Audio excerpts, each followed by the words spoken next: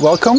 Today I want to show you what we have done on the Niva Red Legend Team Niva T1 car. I will show you what kind of modifications we've done, and most importantly also what is needed to actually be able to participate at the Dakar Classic. What are certain requirements, what are FIA standards that you need to do. And so let me show you how the car looks like. So this is our Niva T1.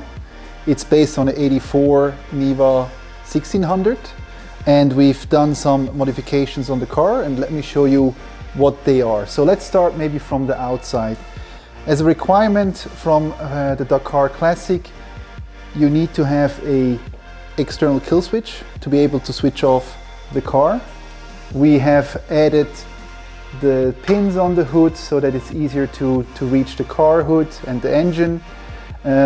What we also did is, if you look at the hood, on the doors and the trunk lid, they're made out of fiberglass, so that is reducing the weight. In the front we have the external lights, so that if for night that you can use them.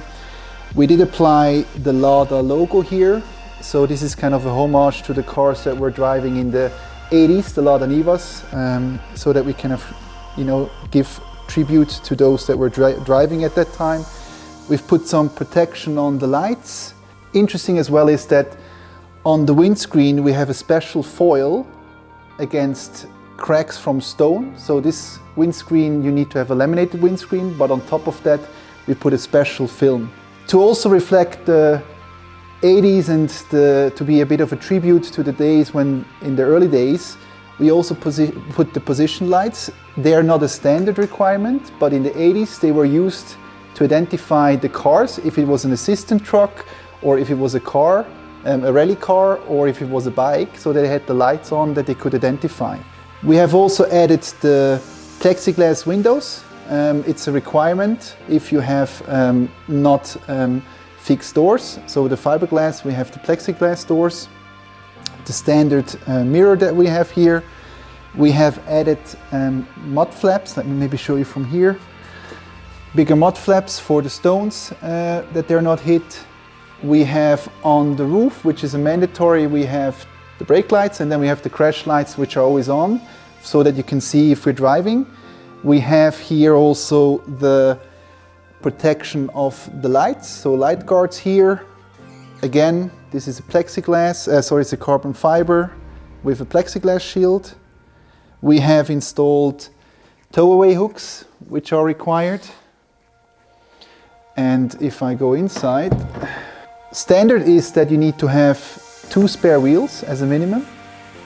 You need to have 2 sand ladders, plus additional equipment like a medical kit, an FIA approved medical kit, a shovel, hand shovel, and we have a bag here with all the other tools, which I will show you afterwards what is needed. But this is basically the minimum requirement that you have, that we put in here. You don't see really the 110 liter tank that we have also installed as a long distance. With that one we can drive around 800 to 1,000 kilometers, depending obviously on the road condition and the speed. And then you can see here also the roll cage that we have built in. Let me show you now the inside of the car. So here you can see these are the fiberglass doors as well, with some restraints here. Then here is the roll cage. Important to mention in the roll cage is the requirement of having these FIA certified bumpers. These you need to have everywhere where you are possibly touching with your helmet. So this is a requirement. We have the sub-belt seats, racing seats that are FIA approved. We have the sub-belt racing seat belts, and we installed here a system so that you can easily get the belts away. A requirement is as well to have the fire extinguisher, 2.4 liter fire extinguishers that you need to have. Then we have the instrument panel. This dashboard here is really also giving the homage to the 80s cars that were driving the Dakar, so it's really reflecting that style that they had, so it's a custom build. The requirement is that you need to have your original instruments, so you're not allowed to have any modern instruments to be used. And then you have all the switches that are for the lights and all the equipment, and then on top we have the key instruments, right? So, and then we have the manual gear, and as well here the circuits that you can change if there's anything on the circuits. This is the intercom that we can use on the car. Here, this is an interesting one as it's a four-wheel drive and we can do selection on differential gear. You might ask yourself, why is this yellow? And it's a funny fact that when we were in Togliatti visiting the Lada Museum, the director of the Lada Museum showed us around and he gave this to us as a gift, and he was mentioning that it's very traditional that the drivers of Lada Nivas actually have these custom-made knobs and they put it on their car, and so that we thought it was such a nice gift that we would also include it in the car. To show also our thanks for receiving this gift, but also for going to see all the Lada Museum and all the nice people that we've met from Lada itself. On top, you maybe see some cables hanging down here. This is going to be for the additional equipment that you are required to have. So this is the emergency beacon that we will install. Here we will have a trip computer which is prepared, and additionally we have a TerraTrip installed. And the funny fact is, over there you can see a red button, and this is actually an additional horn for the co-pilot, so that if I'm busy and I don't see something, he can actually also horn on that side. So these are the type of requirements that you also have from the Dakar that you need to comply with.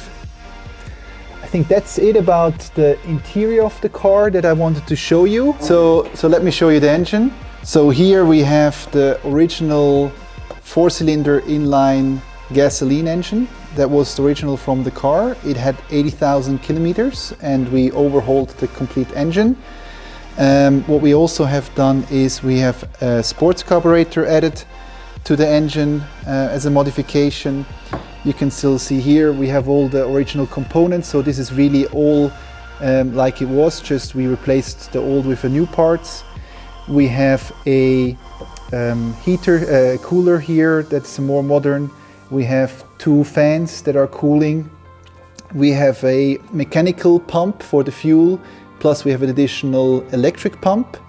You can see here we have the horns, and this is again a bit of a homage to the early Dakars. Those were used in other rally cars in this time period. The super horns from Hella that were used.